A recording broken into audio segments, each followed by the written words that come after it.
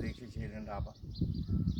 आम्हा शेतकऱ्यांना खऱ्या अर्थाने स्वातंत्र्य नसल्यामुळे मग आम्ही घरावर तिरंगा का लावावा. तिरंगाचा आम्हाला अभिमान आहेच, परंतु आम्हाला खऱ्या अर्थाने स्वातंत्र्य नाही. म्हणून मी आज माझ्या घरावर शेतकरी संघटनेचाच झेंडा लावला आहे. ज्या दिवशी शेतकऱ्यांना पूर्णपणे स्वातंत्र्य भेटेल त्या दिवशी माझ्या घराच्या चारी कोपऱ्याला तिरंगा लावेल.